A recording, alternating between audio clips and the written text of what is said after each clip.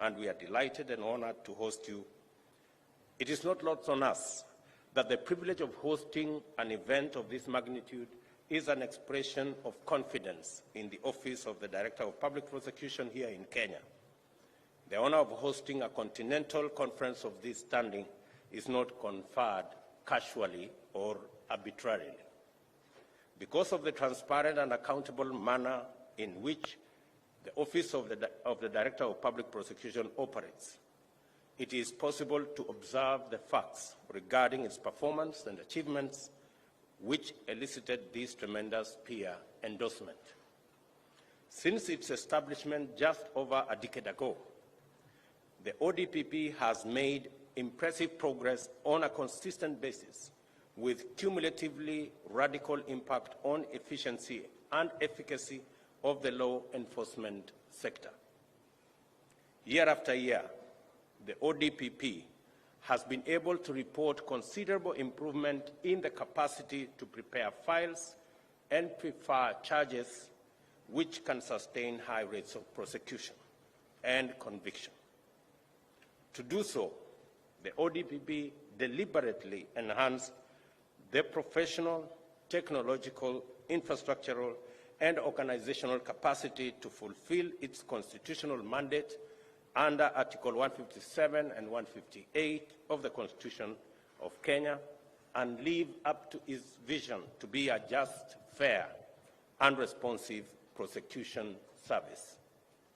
In order to fulfill its mission of providing its services impartially, effectively, and efficiently, the ODPP resolved to pursue the strategic path of specialization in the context of incrementally deepening organizational capacity. For this reason, it disaggregated its functions into 3 departments with 16 thematic areas. This facilitated dedicated focus on conventional as well as emerging criminal activity, promoting greater efficiency. As a result, the ODPP is now able to handle corruption and economic crimes, banking and financial crimes, land, environment, and related crimes, international and transnational crimes, as well as organized crime, in addition to a robust capacity to effectively prosecute offenses involving children. Also, gender-based violence, hate speech, and election-related issues, besides others against the persons and offenses against public order. The rate of success has dramatically improved and continues to rise, creating confidence within the rest of the law enforcement chain, as well as the public, that accountability for criminal offenses is a feasible public good. I'm also aware that the ODPP is a highly modernized, professional, and future-looking organization able to effectively engage in a rapidly evolving law enforcement environment. Its responsiveness is enhanced through an active stakeholder engagement strategy. Beyond aspiring to achieve complete digitization, which is part of the overall government policy in digitizing all government services, the ODPP aims to fluently deploy artificial intelligence and blockchain technology to unlock crime mapping, incident, and partner forecasting capabilities. I have encouraged our Director of Public Prosecution to deploy all necessary capabilities, especially in the technology space, with the support of the whole of government, so that we can leapfrog our capabilities and capacities in managing crime, both at national and international level. The ODPP has demonstrated that through scrupulous adherence to its constitutional mandate, continuous pursuit of high professional standards, and strategic leveraging of technology, an institution can grow rapidly within a short period and attain global standards of excellence. I say this also knowing clearly that there has not been a smooth operation of the institution. There's been threats to it from politics and other elements. And when you speak about political goodwill or political will, it is a fundamental ingredient in ensuring that justice is delivered and the criminal justice system remains independent, remains professional, and remains focused on its mandate.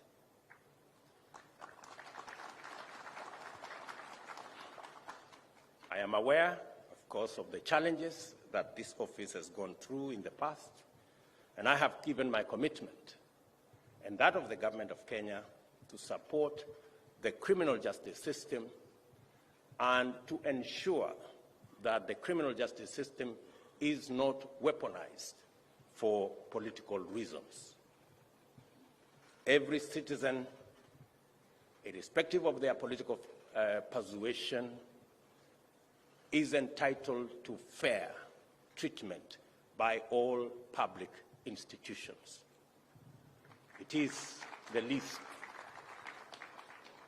any citizen can expect from government. This broad account serves to demonstrate the steady improvement in the ODPP's role in increasing the effectiveness of law enforcement in Kenya. I am sure that a considerable portion of this impressive achievement is attributed to the fact that the ODPP fraternizes with Pan-African networks of ambitious, professional, effective, and forward-looking professionals determined to keep our territories and people safe and secure. And listening to those of you who have had an opportunity to speak in this conference, I am confident that your influence over our Office of the Director of Public Prosecution is evident. And I can see clearly that fraternizing with the kind of people, with the kind of experience that I see in this room has greatly improved our own performance of the Office of Director of Public Prosecution in Kenya. And I want to encourage you to continuously ensure that you share experience, you share knowledge, you build networks to support our continent. I am a great believer that this is the continent of the future. We have tremendous opportunity as a continent.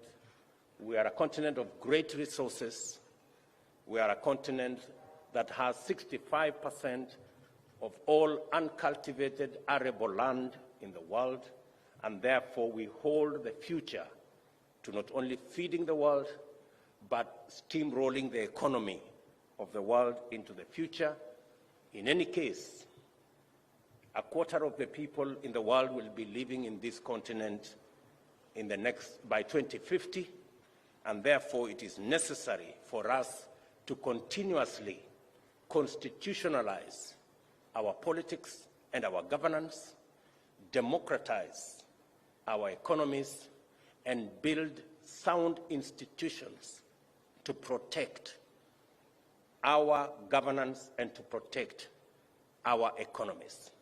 And in the middle of those institutions is the criminal justice system that you, the prosecutors, have the honor to preside over. I want to encourage you that the future of our continent, the future of the institutions of our continent is in your able hands to protect those institutions from criminal elements, from unnecessary and undue political influence, so that we can march into the future knowing very well that we are on sound footing of a constitutional governance framework in our continent, protected by a democratized economic framework that allows every citizen from the bottom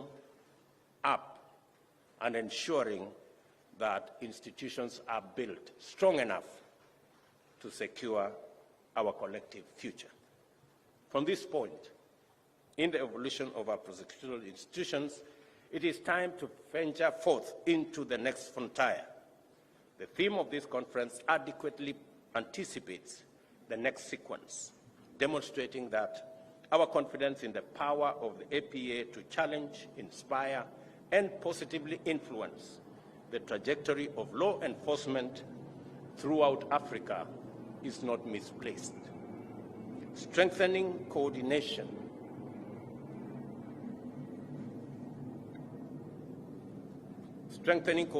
and cooperation towards effective cross-border prosecution of transnational organized crimes is highly welcome, timely, and appropriate theme for this conference.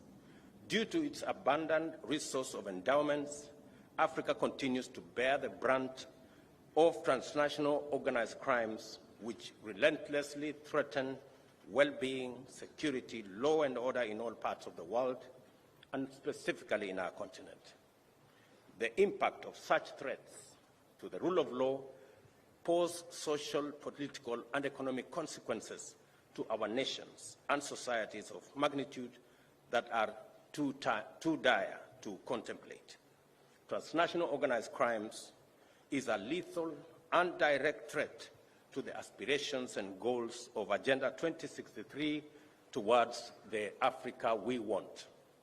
The rule of law is the foundation of the continent's renaissance and the guarantor of our aspirations to achieve shared prosperity for all our nations in our lifetime. I am very confident that this is achievable, and this conference, therefore, is a platform for professionals to deliberate on collaborative strategies of ensuring that there are no safe havens for criminals in Africa. It is my hope, therefore, that this conference will enable us collectively advance in developing a robust mechanism for detecting and disrupting radicalization of the youth, terrorism and violent crimes, illicit trafficking of arms, narcotics, minerals, flora and fauna, as well as their complementary financial crimes, including money laundering and the technological backbone of cybercrime. The prosecutor's dynamic jurisdiction is ever expanding. Humanity is presently besieged by the adverse effects of the triple planetary crisis, the human contribution to climate change and loss of diversity is posing an existential challenge to all life on Earth. Pollution is, of course, an exclusive human effect. The effort to protect the planet by pushing back on the drivers of the planetary crisis entails efforts to prevent deforestation and the decimation of rare species through poaching and illicit trade. This is the context in which Africa prosecutors must view crimes like poaching, illegal logging, and various configurations of trafficking. This is the urgency with which prosecutors must approach offenses related to pollution in all its manifestations. The stakes are high. Let me say the stakes are very high. I urge you to radically enhance your capacity to pursue and deliver environmental justice, and I commend you for including environmental crime as a transnational organized crime as a subject for your deliberations in this conference.